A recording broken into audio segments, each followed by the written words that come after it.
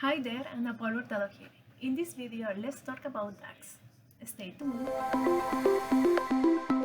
If you haven't met DAX yet, I'd like to formally take this opportunity to introduce you. Data analysis expression, known as a DAX, is the formula language that drives the front-end visuals in Power BI. There are two key ways to use DAX. Number one is to create calculated columns that actually live inside of your tables. And two is to create measures which are used in your visuals. Now, interesting note here, calculated columns don't require a function, but measures does. Let's go to Microsoft page and let's focus on the article about DAX.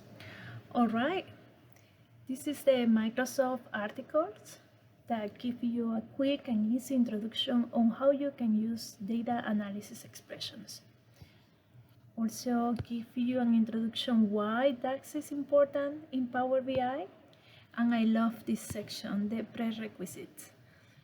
It makes me feel confident because writing DAX functions is not a problem if you're familiar with writing formulas in Excel.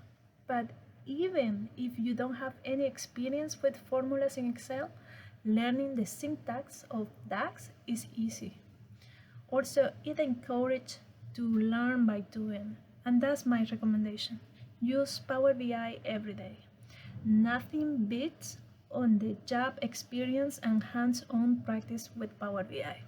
So use Power BI often. Now let's focus on the DAX syntax. Are you ready? Here we go.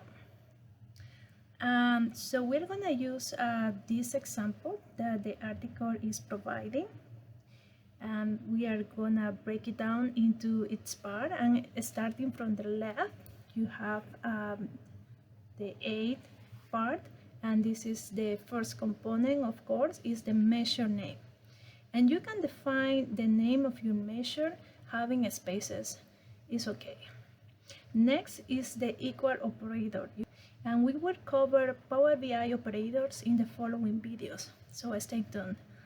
The third component of this simple formula is the DAX function, and in this example is a sum function, and we'll dive into functions in following videos. Within the parentheses, you have two components, and the first component is the table name, and following by the column name. That's very simple, and we'll dive into complex formulas another day. But today I just want to cover, I want to explain the syntax of DAX. Again, learn by doing, learn by reading, and use Power BI every day to master DAX functions. I hope you find this video useful, and if you have any comments, post them in the comments below. We'll see you in the following videos.